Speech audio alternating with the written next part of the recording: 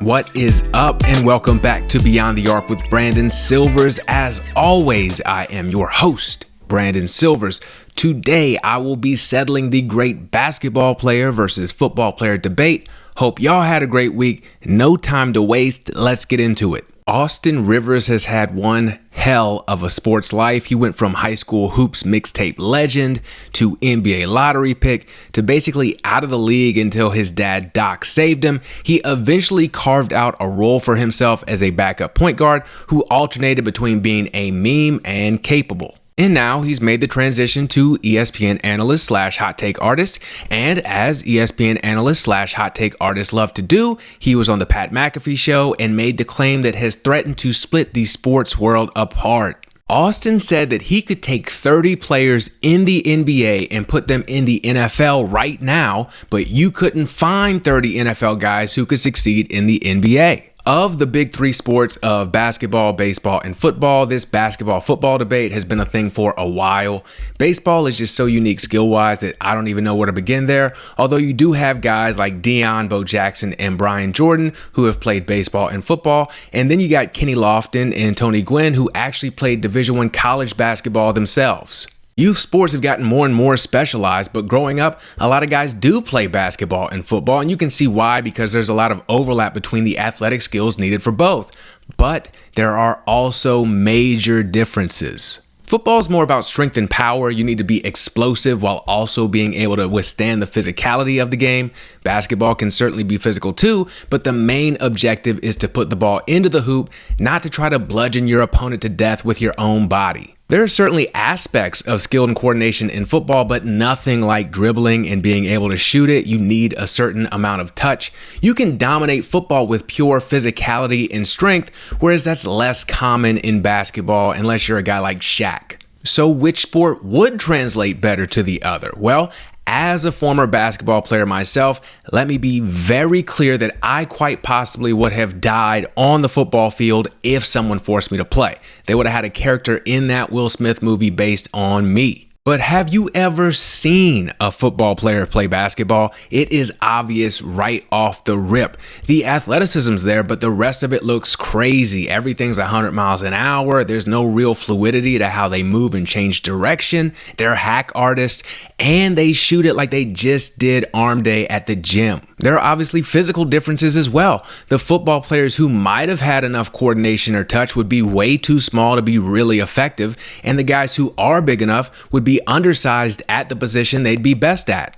NBA players would certainly be at a disadvantage when it comes to muscle mass when compared to the NFL guys, but they're closer in size to what would be needed to play football than the NFL guys are to what would be needed to hoop. So after looking at both leagues and watching Myles Garrett lumber through the Celebrity All-Star game, there is no doubt in my mind that Austin Rivers is correct.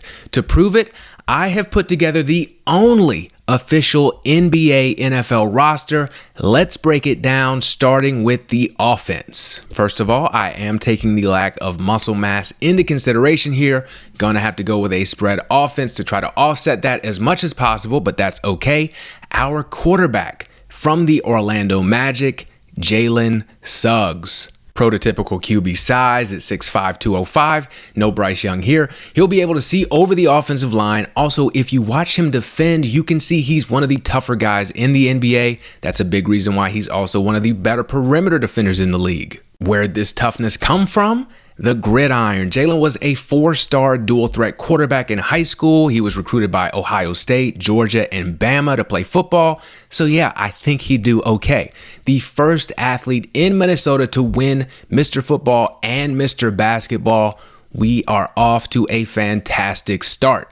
On top of that, he's light-skinned, athletic, named Jalen. That worked out pretty well for the Eagles. I also considered Luke Kennard here, another former high school QB who also has that Peyton Manning forehead thing going on, but Jalen was just more accomplished from what I was able to find. Moving on to running back. Again, we're probably not going to be running it up the middle a lot. We need someone who can get to the outside and make something happen. Who better than Kyrie? Little light at 195, but he gets his center of gravity low, and there's nobody shiftier in the NBA. He's basically the Barry Sanders of basketball. There was a video circulating a little while ago of him doing these balance drills where he's leaning like Michael Jackson in Smooth Criminal. That's the kind of ankles needed to leave defenders grabbing at air. Also one of the best ball handlers ever, so you'd have to think he's going to be a threat catching the ball out of the backfield too. I love those Marshall Faulk, Christian McCaffrey type running backs who can do both. No football experience for him, but we can work with it. Okay, our first wide receiver is going to be the league's newest superstar, Anthony Edwards. He's talked about football being his first love. Well, welcome back, big fella. Great size for a wideout at 6'4". Also one of the sturdier built NBA guys at 225 pounds. If you were blessed with the gift of sight, you know he's an athletic freak. He can jump out the gym, which means his catch radius is going to be insane. Big target, physical guy. I'm not ready to compare him to Michael Jordan yet, but I will absolutely put him in the same sentence as Calvin Johnson and Terrell Owens for this team. Wide receiver number 2 from the Philadelphia 76ers, we're going to go with Tyrese Maxey. I think he's the fastest guy from one end of the court to the other in the NBA. Probably not elite NFL speed, and he is a little thin, but has that stopped another Philly guy in Devontae Smith? And he's a little bit bigger than Devontae too. Although he never played football, at least based on my research, he did graduate from the same Texas high school as former NFL wide receiver Quincy Morgan.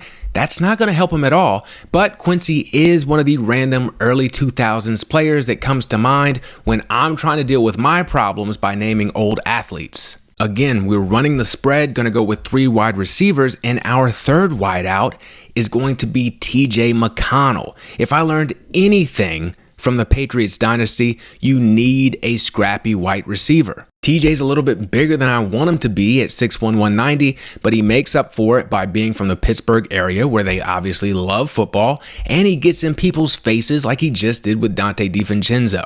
This one came down to TJ and Peyton Pritchard, but the key to the white wide receiver is they have to look like a lax bro, and Pritchard looks more like the drug dealer who ripped off Ziggy Sabatka in The Wire. At tight end, you knew this guy was going to be in here somewhere. Well, here he is, LeBron James. There was a time when sports shows seemed to seriously talk about him playing in the NFL, and that didn't exactly come out of nowhere as he was a first-team All-State receiver in high school. Division I football programs did recruit him until they realized, like everyone else, hey, this is LeBron James, he's going to go to the NBA. But his high school football highlight tapes look ridiculous. He's not as athletic as he was back then, but he's still more than athletic enough to play tight end, and he has the size too at 6'9", 250. Again, a former receiver, so you're going to have to assume he can catch it as well. The obvious concern is the flopping, but he's plenty physical when he wants to be. I still think about when he lowered his shoulder into Tyler Hero during the bubble finals and turned him into dust. That should come in handy in the open field as well as when he helps out as a blocker. Speaking of blocking, let's discuss the offensive line. This was the toughest position group on offense simply because of the lack of heft on most NBA guys. So I went for as much size as possible along with guys who play with a bit of edge to them. Our QB Jalen Suggs is a righty, as Sandra Bullock explained. That means we need a great left tackle. He was injured this season, but assuming he's healthy, our best bet is Steven Adams. First of all, he's 6'11", 265. Secondly, he's part Tongan, and I've never seen a weak Polynesian person in my life. You see that when he sets screens, and he's widely regarded as the strongest guy in the NBA. He's relatively calm, but he can also turn up when necessary. Remember, he was the only Memphis Grizzly who was ready to actually fight Shannon Sharpe during that back and forth Shannon had with Dillon Brooks.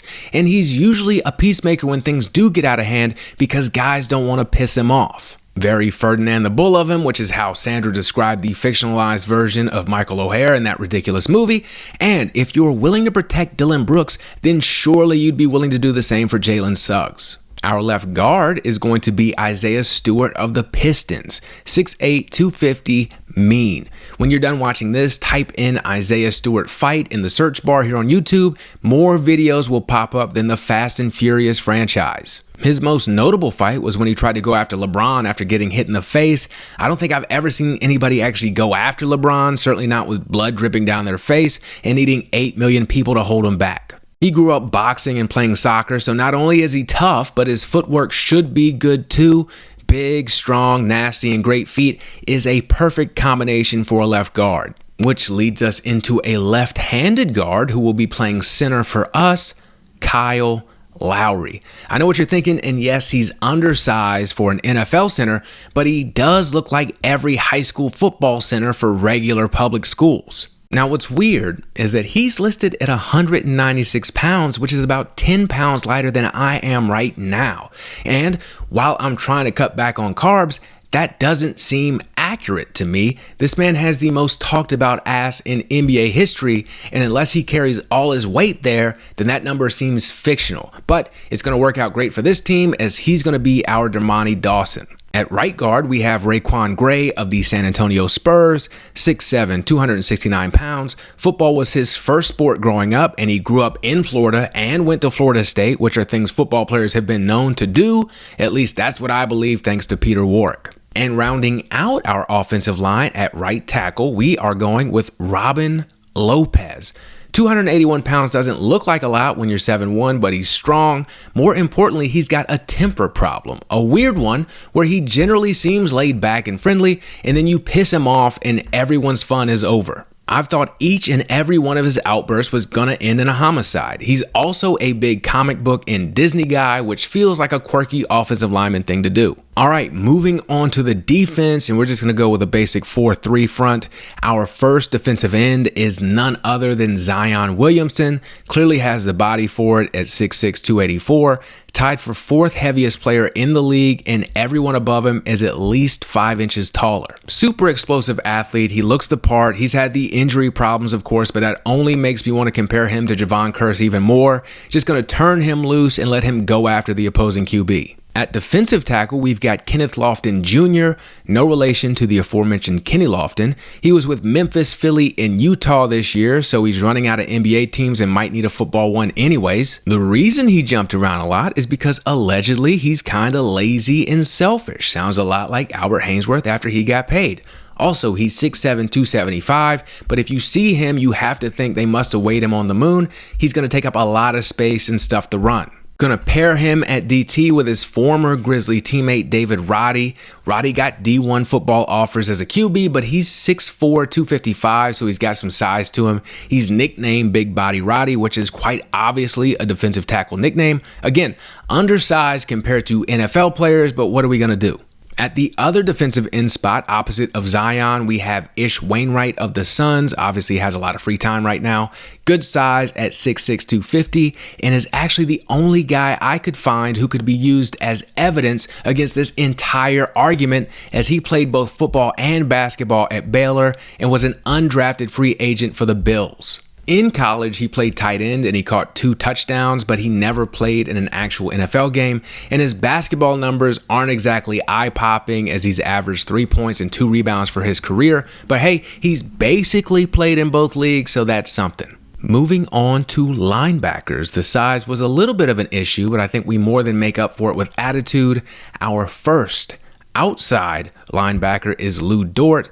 One of the more sturdier built guys in the league at 6'3", 215, should be able to help out against the run. Obviously loves playing defense and moves his feet well, so he should be able to help out in coverage too. If he wasn't Canadian, I bet he would have been in the NFL originally. We're going to go with PJ Tucker at middle linebacker. You need a great tackler here, and that's basically how PJ defends already. Great size at 6'5", 245. And I feel like I remember conversations about him possibly making the switch to football when he was in college. This was around the time Antonio Gates was blowing up, so if you were a short, husky post player, everyone wanted you to do the same. This also lets you know how old PJ is, but he should have enough left in the tank to help us out here. And finally, at the other outside linebacker spot, we have Russell Westbrook. Definitely shoots like a football player, on the lankier side at 6'4", 200 pounds, but what he lacks in mass, he more than makes up for with being one of the most intense players in NBA history. Very much seems like one of those guys who would hype himself up by headbutting a teammate who was wearing a helmet without wearing one himself. Incredibly athletic, should be great against the run and in coverage. Speaking of coverage, finishing up with the defensive backs, at cornerback, we have Jose Alvarado of the Pelicans, built like a cornerback at 6 feet, 179 pounds, tough as shit, grew up boxing and playing football. Basically made the NBA because of his defensive ability and ability to force turnovers. If any of that translates to the gridiron, we're good. Also, anybody who pisses off Chris Paul is welcome on this team. At strong safety, we've got another player who loves defense and also hoops like a football player, Davion Mitchell of the Kings. One of the better nicknames in the league. They call him Off Night because if he's guarding you, that's what you're going to have. 6 feet tall, a solid 202 pounds. I'm picturing him flying around, busting heads like Steve Atwater. I'm pairing him with Gary Payton II as our free safety. Payton is known for his defense, much like his dad was. Also has good size for a safety at 6'2", 195. Long arms. It was between him and Patrick Beverly, but I like Payton more. Pat Bev is just kind of irritating like Cortland Finnegan. Also, Payton is a tough guy. I can still see this dude defending for an entire possession while holding in a mouthful of vomit. Anybody who's able to do that is mentally tough enough to play this ridiculous game of human bumper cars. Rounding out our secondary is none other than Ja Morant.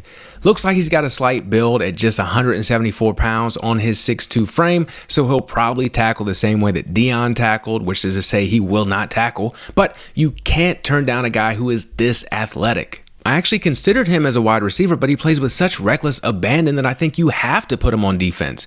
Also, many of his off-the-court issues remind me of Aqib Talib, who is a great DB in his own right. All right, that's the team. Let me know what you think. What would the score be if they played a real NFL team? Could they beat my Carolina Panthers? Probably. How much better are they if Draymond is the kicker? Who did I leave out? Let me know in the comments. This has been another episode of Beyond the Arc with Brandon Silvers. As always, appreciate you watching, listening, rating, subscribing, reviewing, and sharing. Hope you have a fantastic week, and I will catch you later.